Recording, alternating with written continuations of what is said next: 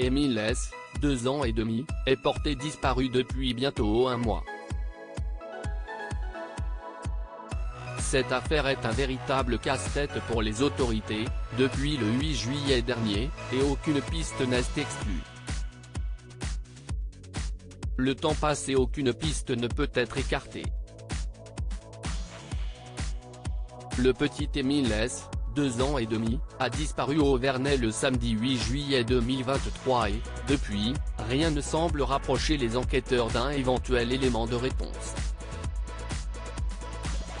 Alors que la France entière recherche cet innocent visage blond, un drame ressurgit du passé, datant de l'année 2019. À l'époque, un incendie criminel avait ruiné un hameau situé non loin, à une douzaine de kilomètres, et avait détruit 4 maisons dont l'une appartenait à la famille d'Émile. Elle avait été achetée, dans les années 1960, par son arrière-grand-mère maternelle. À l'époque, les enquêteurs avaient découvert des systèmes de mise à feu dans les bâtiments détruits, avec plusieurs départs de feu distincts observés. D'où l'assurance qu'il s'agissait d'un incendie criminel. Depuis, les investigations n'ont pas vraiment avancé et le hameau du Boulard, situé à Beaujeu, est désormais bien vide. Comme le notifiait le média local des Alpes du Sud ICI Radio en 2019, le corps sans vie d'un homme qui vivait justement dans l'une des maisons détruites avait été retrouvé par les autorités.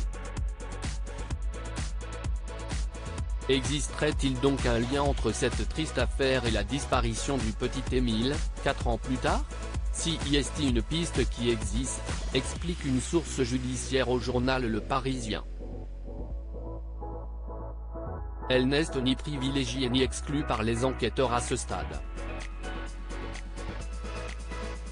Mais forcément, le fait que cette famille semble avoir été visée par des incendies criminels oblige à s'y intéresser. Les choses étaient relativement tendues, à l'époque, du côté de Beaujeu. Selon le journal Le Parisien, toujours, quand elle s'est installée au hameau du Boulard dans les années 1960, l'arrière-grand-mère d'Émile était accompagnée d'un groupe de jeunes aux idées plutôt marquées très à droite.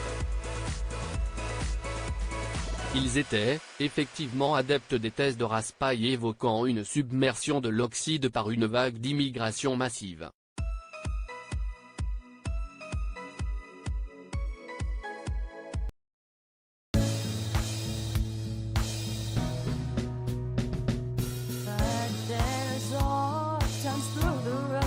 I think you can let me know. Sit down, sit back, let me help you out. Just step